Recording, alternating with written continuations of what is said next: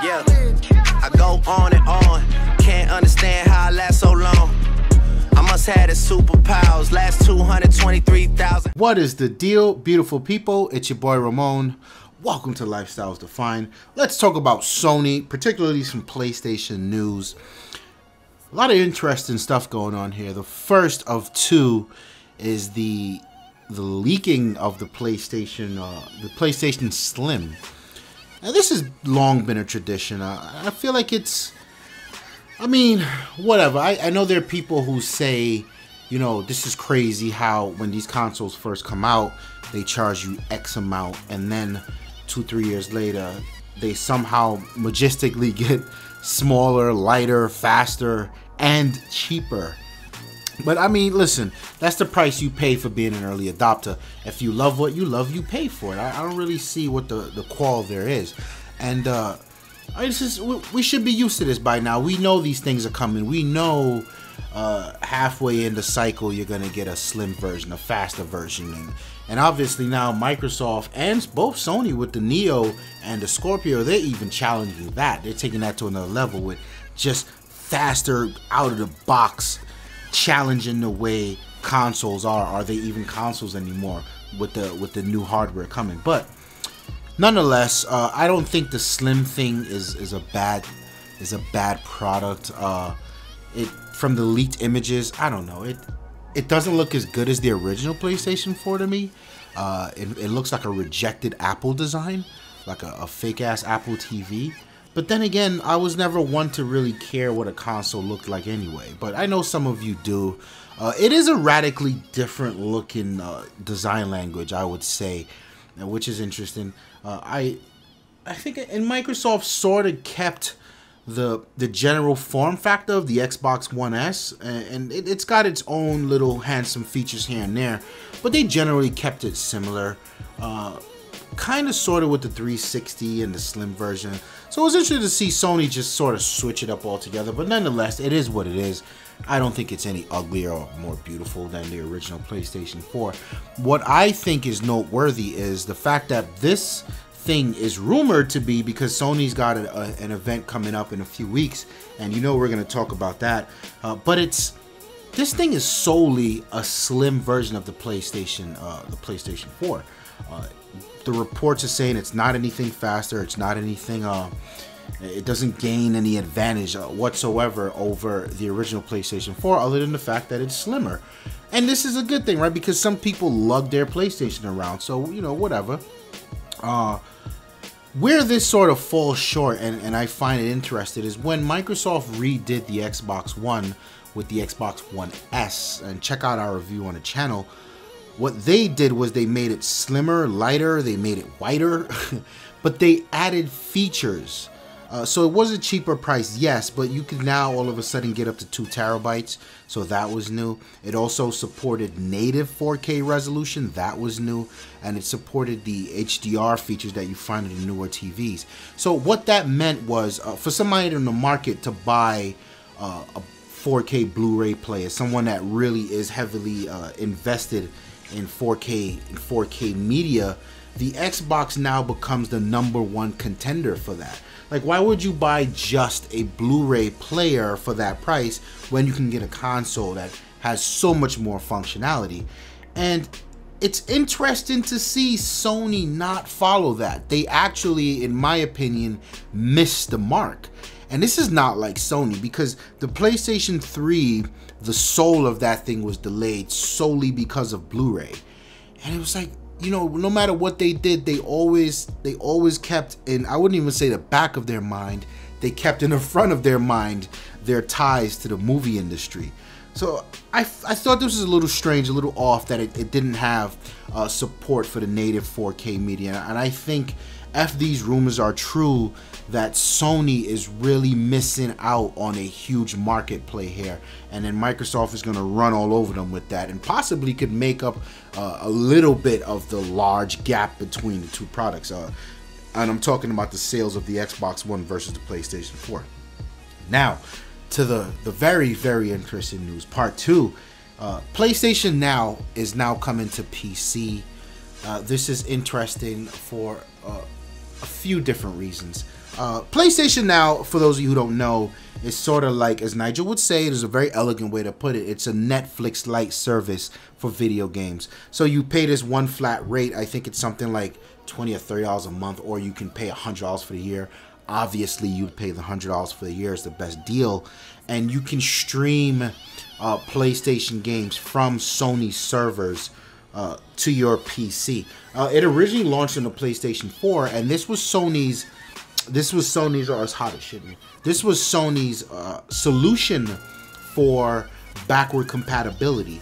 I think it was called a Gaichai technology, and they really toted it when the PlayStation 4 was first announced, yada, yada, yada. I tried it out, and it was terrible. I mean, the library was good. There was a bunch of PlayStation 2 games, PlayStation 3 games. There were even some classics on there from the PlayStation 1, I believe. It was some dope stuff. But when I tried it, the first thing I went for was Street Fighter, because that's where I wanted to play Street Fighter. I think it was Street Fighter 4.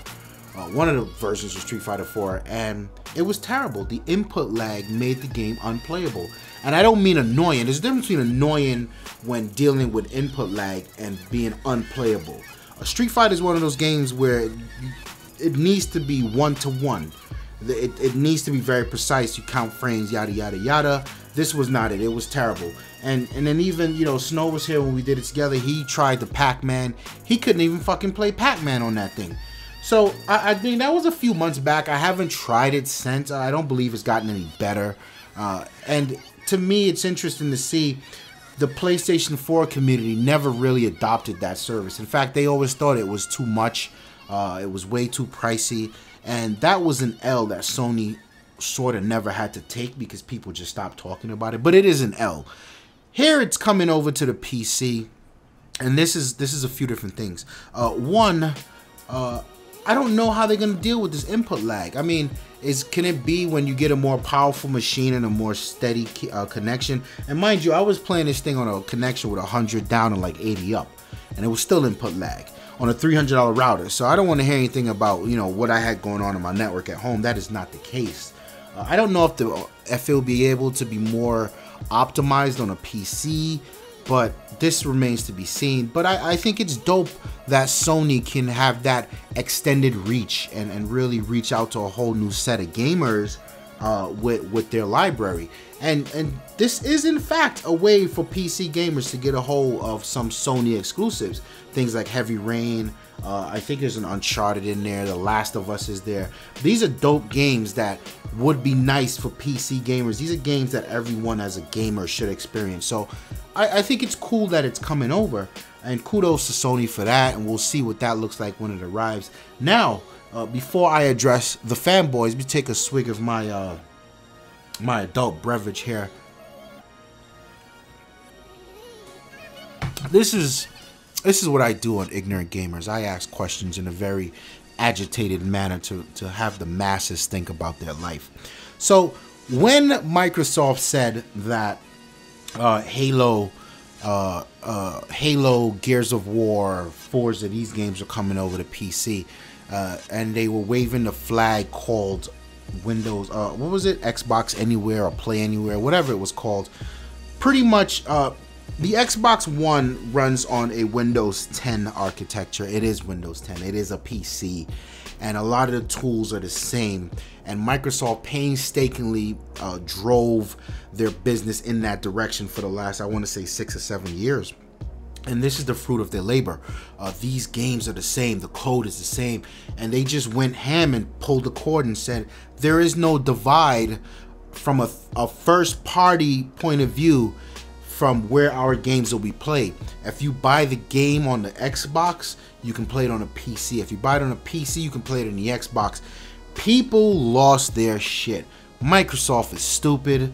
They're already behind in the console sales. Now we don't have a reason to buy an Xbox. They're killing the Xbox. Yada, yada, yada. All this dumb shit.